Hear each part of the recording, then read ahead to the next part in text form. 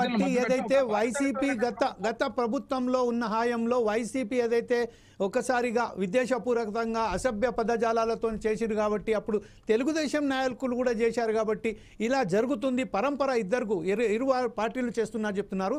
ఇదే నేపథ్యంలో జనసేన పార్టీకి సంబంధించిన అజయ్ వర్మ గారు మీరు చెప్పండి, ఇప్పుడు గతంలో ఏదైతే పవన్ కళ్యాణ్ గారు మాట్లాడారో ఇప్పుడు ఏదైతే మన బొట్ల రామారావు గారు మాట్లాడుతున్నారో దీనికి సంబంధించిన మీ అభిప్రాయం ఏంటండి? దీంట్లో అంటే అసలుకు సంబంధించింది రాజకీయాలలో ఒక వ్యక్తి ఎవరైతే ఉన్నదో రాజకీయాలలో ఎవరైతే ప్రవేశపెడుతున్నారో వారికి సంబంధించింది అసాంఘిక శక్తులు ఎవరైతే అర్హత లేని వారు రౌడీ షీటర్స్గా నమోదైన వారు కూడా దీంట్లో పార్టిసిపేట్ అయ్యి ఇక్కడ ప్రస్తుతం ఏదైతే రాజకీయాలను మొత్తం భ్రష్టు పట్టిస్తున్నారనే ఒక వాదన కూడా వస్తున్నది. దీని మీదపై అజయ్ వర్మ గారు మీరేమంటారండి?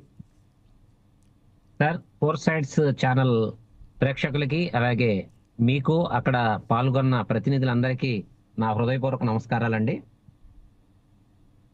ఇక్కడ రాజకీయాలంటే సేవ చేసే సేవా మార్గాలు కాకుండా అధికారమే పరమావధిగా, అధికారం కోసం డబ్బు సంపాదించడమే పరమావధిగా తయారైపోయే రాజకీయ నాయకులు. దీంట్లో గతంలో అంటే నా వయసులో నేను కమ్యూనిస్ట్ పార్టీలో పుట్టి పెరిగిన వ్యక్తినండి. మేము చాలా డిసిప్లైన్ గా రాజకీయాల్లో నుంచి బయటకు వచ్చాం. తర్వాత పవన్ కళ్యాణ్ గారి మీద అభిమానంతో ప్రభావితం అయ్యి మేము దాంట్లో జాయిన్ అయ్యి వర్క్ చేయడం జరిగింది. మాకు ఒక డిసిప్లైన్ గా పెరిగాం. అలాగే పవన్ కళ్యాణ్ గారు కూడా ఉన్న కార్యకర్తల్ని, అలాగే ఎవరైతే కార్యకర్తలు అనేది మా పార్టీలో లేదు, జన సైనికులకి అందరికీ ఆయన మంచి చెడు అన్ని నేర్పించి ఇలా ఉండాలి, మనం ఇలా ఉండకూడదు, తప్పులు చేయకూడదు, ఇలా మాట్లాడకూడదని మాకు డిసిప్లైన్ బాగా ఇంపార్టెంట్ ఇస్తూ మాకు పరిగణలో తీసుకొని మమ్మల్ని నడిపించిన పరిస్థితి.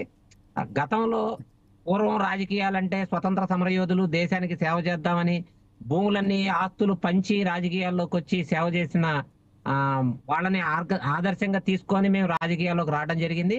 వారి తర్వాత భూస్వాములు ఎవరైతే పెత్తందారులు అలా ఎవరైతే వ్యాపారస్తులు ఉన్నారో వాళ్ళు రాజకీయాల్లోకి రావటం, అలాగే వాళ్ళ వారసులు రాజకీయాల్లోకి రావటం, ఈ వ్యవస్థని భ్రష్టు పట్టించిన మాట మాత్రం వాస్తవం.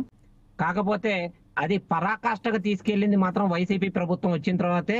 ఎందుకంటే సామాన్య కార్యకర్తలు లేదంటే వీళ్ళు డబ్బులు ఇచ్చి పెయిడ్ గా పెట్టించుకున్న వ్యక్తులే కాకుండా ఆఖరికి ఎమ్మెల్యేలుగా ఉండి మంత్రులుగా ఉండి ఎలాగైతే కొడాలి నాని గారు అవ్వచ్చు, ఇప్పుడు అంబటి రాంబాబు గారు అవ్వచ్చు, ఇలాగ నేను పేర్లు చెప్పుకుంటూ పోతే చాలా మంది ఉంటారు.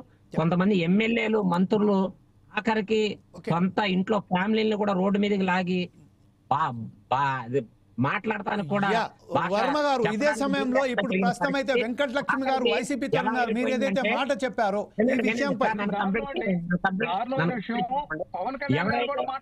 అదే విషయం ఇప్పుడు వెంకటలక్ష్మి గారు మీరు చెప్పండి. ఇప్పుడు ఎవరైతే మనం వర్మ గారు చెప్తున్నారో వర్మ గారు చెప్పినప్పటికీ ఇదైతే ఎవరైనా వైసీపీ కార్యకర్తలు ఉన్నారో వైసీపీ నాయకులు ఉన్నారో వారు ఒక దుష్ప్రచారాలు ఆడారని అదే